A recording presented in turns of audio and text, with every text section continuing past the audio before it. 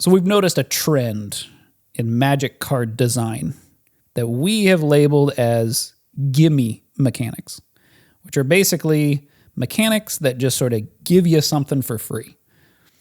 We can kind of trace this back to probably Landfall, where Mark Rosewater has even mentioned that that was a mechanic designed to reward players for doing something that they were already doing. We're slightly expanding that definition and kind of saying it's things that you'd already be doing in the game, but it's also cards that sort of have removed a trade-off, a perceived trade-off, right? There's not much of a trade-off when you play a card that has landfall, as opposed to a trade-off mechanic would be something closer to something like cycling, right? You can only either cycle or use that card. Or even something like Kicker, right? Kicker even has its own trade-offs, right? Where famously the Magic mechanics, broadly speaking, are Kicker or horsemanship is the joke. But Kicker in particular has the trade-off of I am deciding to invest more into this particular spell. And the trade-off is that, well, I have less resources to then invest in other spells. But with something like Landfall, like we're saying, you're just getting something in addition to something that you were already doing. There's not really much trade-off other than I played that card that had Landfall on it instead of a card that didn't. And then I'm getting additional benefits just by playing the game.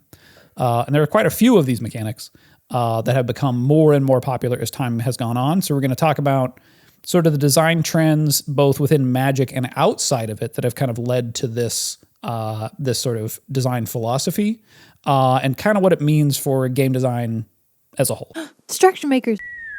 First, let's dive into some of these other mechanics. So some other examples of some gimme mechanics would be something like prowess. Whenever you cast a non-creature spell, that creature gets +1/+1 until the end of the turn, something like that. So again, it's like, especially if you're playing in blue-red, like you're already going to be playing instants and sorceries or other non-creature spells. Non-creature is very broad. So the fact that you're already going to be doing that thing and getting a bonus kind of puts that in this gimme mechanic category. So another one that we can think about is Affinity, right? And Affinity does predate Landfall, but the difference here, I think, with Affinity is that at least with Affinity, you had to make the choice of, I have to include a lot of something in my deck, right? Where it wasn't, the times when it was most broken, there wasn't much of a trade-off, right? Like, oh, I'm just including artifacts in my deck. The entire set is artifacts. So not much of a trade-off. It seems like with this sort of rise of gimme mechanics, the trade-offs are becoming maybe more focused on the deck construction over time, because technically in Landfall, it's better for you to play lands, obviously. So you might want to skew lands or skew towards sort of late game econ strategies where you're playing more lands in the end or ramping. Something like prowess, you're going to be wanting more non-creature spells. Like you're going to be having that be part of your deck construction, part of your overall strategy. We're seeing this now actually sort of in these typal synergies, right? Where they're tying these really powerful effects to you having to put dragons specifically in your deck, right? Or stick to merfolk or vampires or, whatever it is. Oh, right. And this kind of brings us, well, and we'll come back to that idea of like designing archetypally, which is sort of a consequence of what this happening. We'll come back to that later. But we have seen over time that this idea that the trade-offs are sort of being removed, right? We've seen the sort of incremental movement towards that idea, not only in cards that sort of are the enabler and the payoff, but in also particular mechanics that previously would have been like an or choice, but now have become an and choice. So something like the split cards from Invasion, where you had something like Fire Ice, where you got to pick you only got to pick one side of the card, even though the card represented two technically. You had to pick one or the other. Yeah. Where then, as we follow that design philosophy through till more recent instances of this, we get something like Adventure, where you get the spell and then can play the creature afterward. And even when we look now at the new Strixhaven set, we have the Prepared mechanic, which now you get the creature. Technically, you do have to jump through a little bit of a hoop to get the spell. Sometimes. But also now the spell is reusable, where with Adventure, you get the spell once, you get the creature once, and that's it. Right. Omen is also another example. They've really been doing this type of thing doing this a lot. Yeah. Which I don't hate. I don't necessarily hate it, and I understand where they're coming from. But I think Omen is the one I prefer the most out of all of them because there is more of a clear trade-off there, where you can't play this creature right now because it's going to get shuffled back into your deck if you use its Omen thing. So that trade-off is a lot more clear and defined compared to the rest of these. Before we start getting into some of the sort of drawbacks with this design philosophy, let's first steelman this with why designers would want to do this in the first place. Mark has kind of publicly talked about the effects of landfall and why he likes these types of gimme mechanics. But the big reason is because it's kind of low-hanging synergies. It's like baby's first trading card game mechanic, right? So normally when people are playing cards, there's a big hurdle for players to get over to start understanding how cards can interlock and work with each other. But if you play a card like landfall, and you play a land, you're immediately sort of shown, hey, look, this is how these things can start to synergize, and it starts to get your brain working and thinking more, and like, how else can these cards sort of work together? The other thing to think about too is that Commander has put some additional pressures on card design. We've kind of talked about this before, but basically that a card now, instead of being able to survive just sort of one of your opponent's turns before you can, if you are waiting for a payoff, it has to survive 3 opponents' turns before it gets back to you to get that payoff. So there's a lot more pressure being put on design for things to deliver immediate payoffs as soon as they're played. Otherwise, you could just be sort of playing things in Commander and then they're dying and nothing is moving the game towards its conclusion, right? Like they're just nothing. Things aren't piling up and building up to that critical mass that you would need to beat 3 other opponents otherwise. Also, the casual audience tends to just want to do the thing. That's the common phrase used in Commander games and stuff. And so being able to do the thing means ideally you'd want more enter the battlefield effects, or you want more things to have something happen right away when you play a card. I think the other thing I can think about too as to why they would be leaning into this is that Magic is kind of going through like a refresh in terms of its player base, I think, and that they are bringing in a lot of new players because of Universes Beyond. And so I think giving new players these pathways to get towards the more complicated ways to play Magic is important. So I'm not saying that this is the incorrect thing to do, but this kind of leads into some of the cons. If it is the only thing that's available, you risk sort of keeping players at sort of the surface level. You end up sort of reducing complexity to the point that you're removing agency, but we'll sort of come back to that concept. So with that said, let's get into why this particular design philosophy may be problematic, especially in the long term. Some card games can have issues with this. I don't think Magic is in this camp even now with their sort of everything bagel design that they've been doing with a lot of cards. But if they stuck around in this sort of camp of gimme mechanics, then there's only so much you can do. There's like a low skill expression that you can have out of it. There's a low cap to the skill that you get. Whereas if you start to see cards that maybe have different use cases, right? I like to look at the example of like cards that people get excited for, Commander players get excited for in a new set versus what CEDH players get excited for. And so a lot of people are excited for like this new Emeritus Ancestral Recall card and stuff. And then like CEDH players are just kind of like, whatever. Like, I don't know, it's fine. And like, it's because they're looking at those system intricacies, right? They're looking at like, how can these mechanics be used much closer to the system, not just in like a cool one-off bombastic effect. Something we're talking about a lot is sort of the number of sub games that gets played before you sort of end to the conclusion of a game. And because there's more sub games, there's more back and forth in a game, which feels like you had more opportunities to make meaningful decisions. And if a game is based on meaningful decisions with uncertain outcomes and measurable results, if your path, the sort of path of least resistance that's been designed here by leaning into these mechanics that just provide additional value for doing just sort of the parts of the game that didn't require a whole lot of thinking, you can sort of end the game without having to think particularly deeply about these sort of critical decision points because they weren't ever offered to you, right? In the case of, we'll just use like landfall as an example, but if you're building a deck that's based on landfall and you're just sort of playing lands to the board to get bonuses based on, you know, the landfall abilities of your creatures, you're not necessarily thinking all that critically about whether or not you should use your lands to go, you know, should you invest in economy? Should you invest in defense? Like where should you be putting your resources when the resources themselves are giving you incremental advantage? Yeah, I feel like this is often why tempo decks end up being just one, really good, but also just to me, I feel like they're one of the more interesting sort of archetypes to play, is because there's so much versatility almost with each card that you play, right? Being able to decide whether you're going to use, let's say, something akin to like a lightning bolt towards a player versus destroying a creature, or dealing damage to a creature. Bolt the bird right. heuristic. Yeah.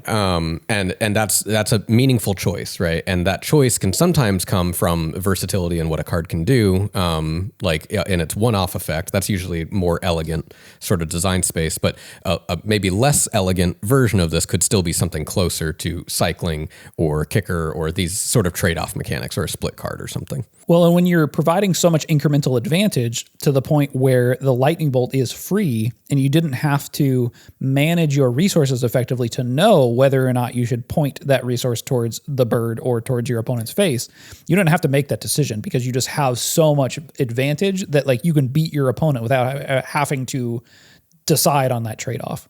And I do wonder how much. So there's that new card from the Strixhaven set that was spoiled. That's a 2/2 for first strike for 2. That when you play 3 spells, it gets prepared, and then you get a lightning bolt. And that's basically what we're talking about. Like at least that has some hoops to jump through. It doesn't like just come into play prepared with a free lightning bolt. So it's not like a creature with a lightning bolt attached to it. It's like it's pretty close though, because you're probably putting that into a deck that wants to play these spells anyway, right? Practically prowess, but a little bit more work has to go into it. Right. Yeah. And I think that, when we look at the pre-modern format and the play patterns that are there, there's a lot more time spent on should I go in this direction or that direction, because value in this way is a lot harder to come by. There are some, cards that have sort of A/B combo synergies like Dreadnought, Stifle Knot, but it's not. Card advantage is at a premium in that format, and that's how old Magic used to be, right? Where you were having to make these critical decisions to eke out incremental value over the course of a lot of sub games. And again, to come back to tempo, like you were saying, the strategy of tempo is to reduce the number of sub games that even get played, right?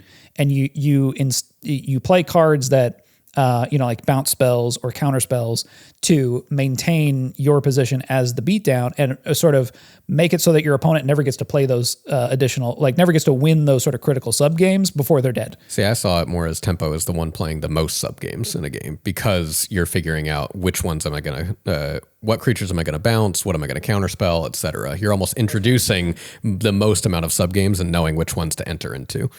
As opposed to aggro, which is like, fuck sub games, I'm going under.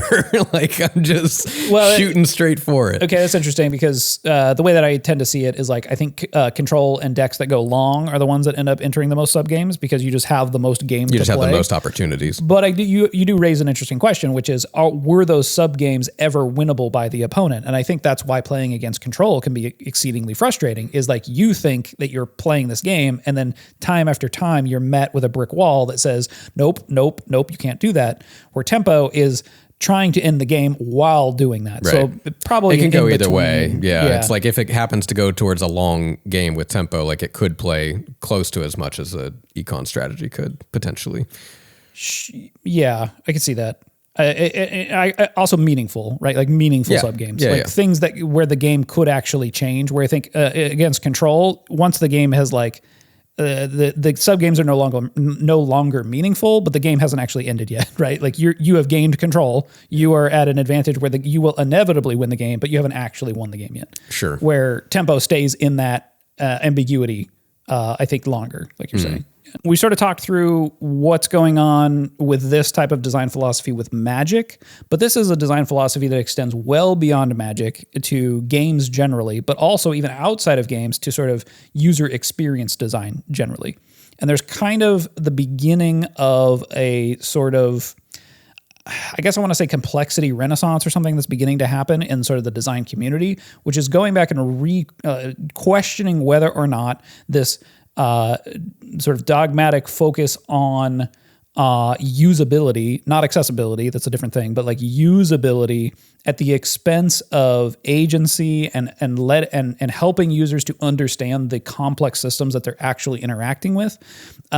Basically, user experience design philosophy for a long period of time has been putting layers on top of the system, the complex systems that you're interacting with, to make them as simple as possible. But because you're doing that, you are removing agency from a user by basically saying, here's how you should use this thing.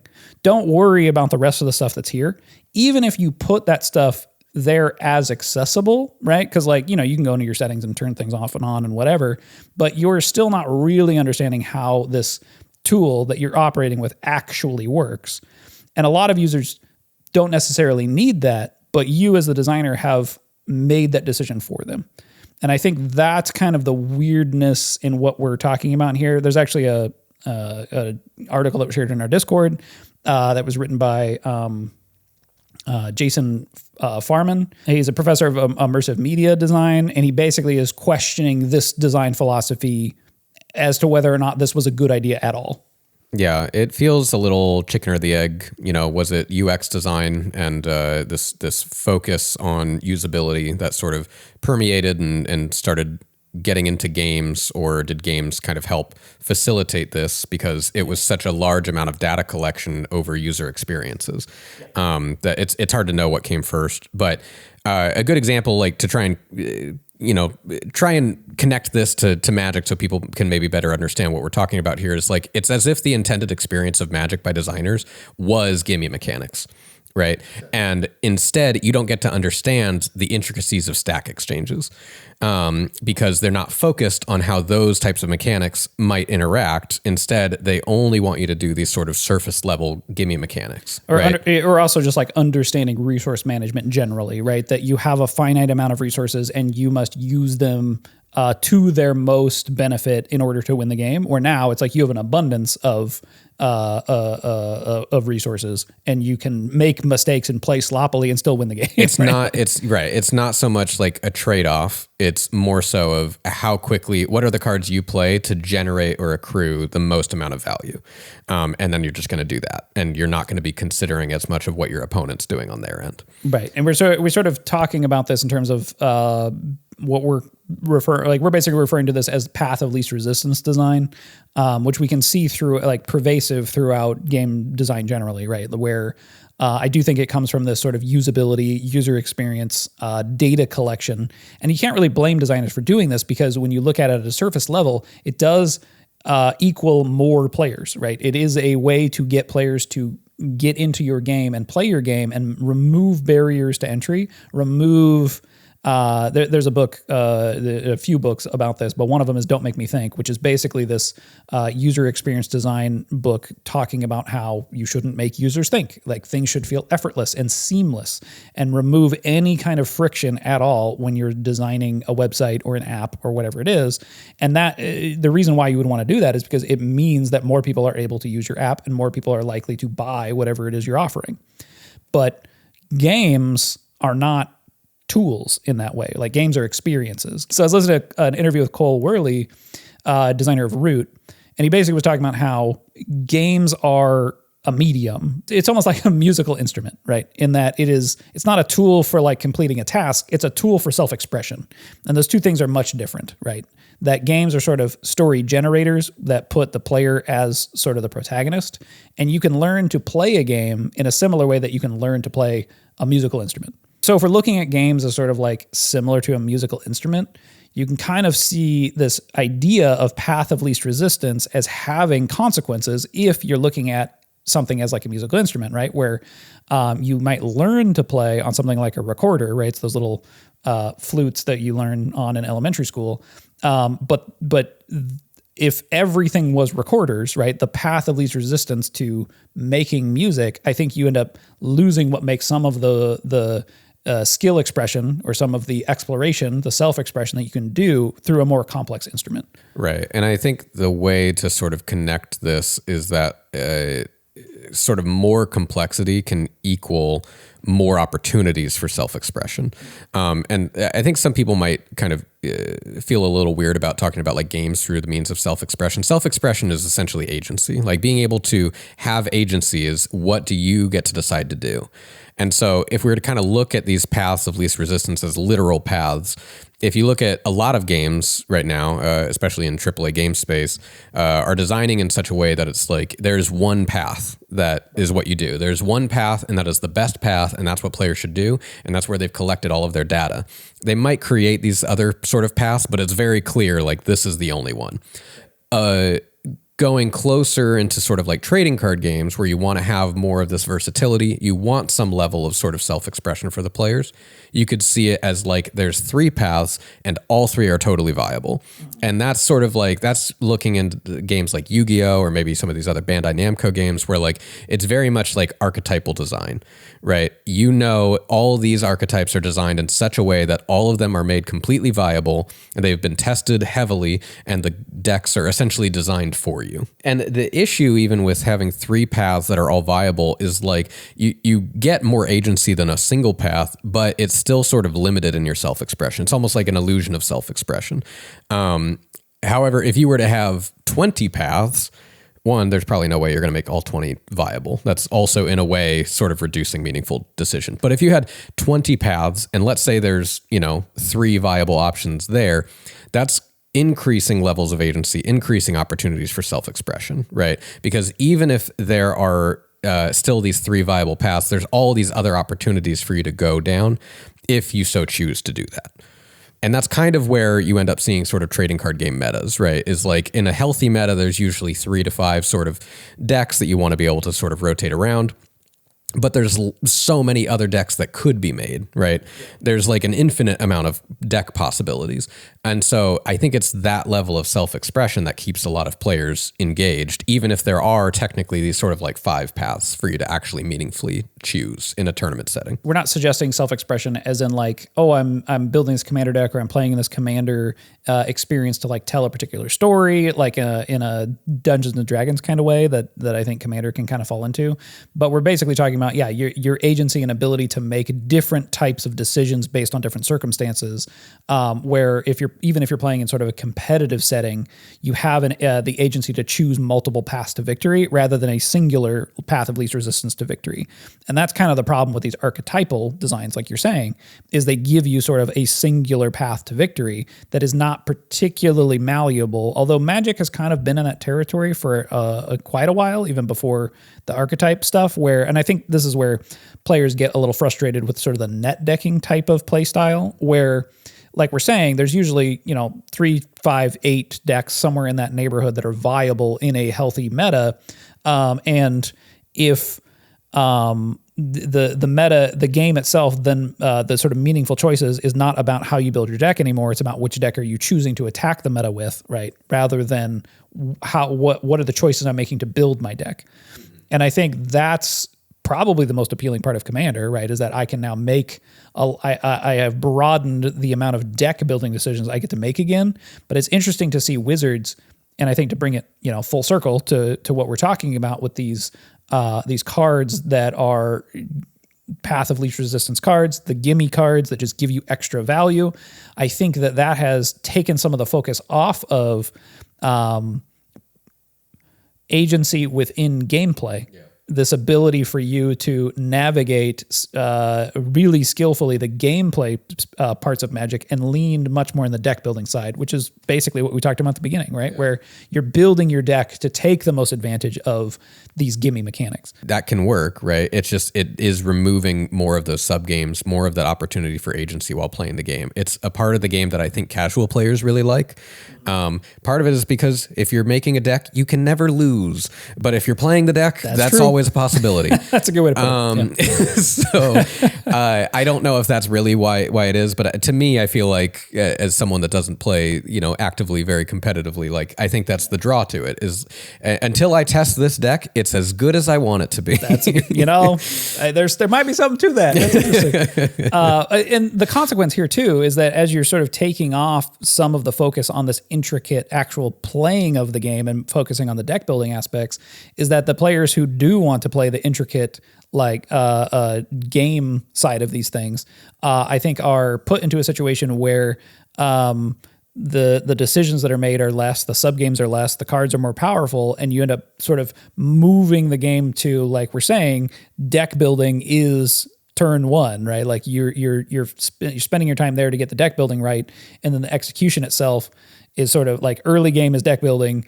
mid game is shuffling, and late game is turn one, and you end up with this game that like you didn't really play much. It was just did my deck do the thing it was supposed to do before my opponent's deck did the thing that it was supposed to do? Okay, so what do we think? What are sort of our final wrap up thoughts here? Gimme mechanics aren't necessarily a bad thing, but I think when brought to an extreme, they can potentially they just end up sort of reducing that potential cap that you're showing players, right? I think it also, can be very limiting in a design sense, right? Oftentimes I feel like the design space for those type of mechanics can be pretty limited. There's lots of possibilities, but usually pretty limited outcomes. As opposed to, I'm trying to think of a good example. A kicker is kind of like the de facto, the problem is it's probably too close to being too obvious and good of a trade-off mechanic, but it's just because it's so versatile, right? Like it's so clear that you're spending this mana or you're spending this much more mana to go and do something else, and that something else can be so many different things. Well, in a way, I think maybe these are somewhat of a evolution of a barometer mechanic, right? Barometer being something like threshold, which is a mechanic that measures something. So basically, once you're past the threshold, then you get the bonus. Threshold's instances, you have 7 or more cards in your graveyard, which is basically just measuring time in the game.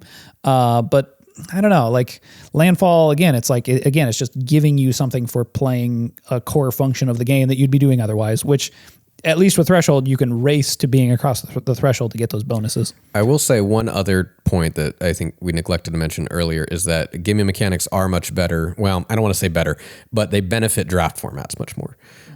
They benefit formats in which you don't have the opportunity to construct your deck in as meaningful of a way. And so instead, if you're able to just get straight to the core of like, well, you're going to landfall, you're going to play lands, right? So you don't need to go and have those tight synergies as much as you would in deck construction. That is interesting. I do wonder how much is pressure from limited formats. That's interesting. Yeah. The other thing I was going to bring up with is sort of defending these kind of mechanics again is that they are really good stepping stones to get players to sort of get their foot in the door, understand the synergies in the same way that learning to play on a recorder is the first thing you do before you would switch to a flute or an oboe or a saxophone or a violin or much more complex instruments, who knows, right?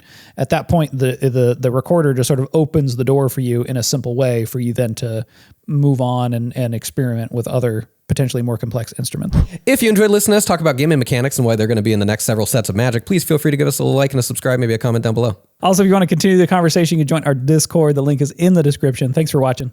We'll see you next time.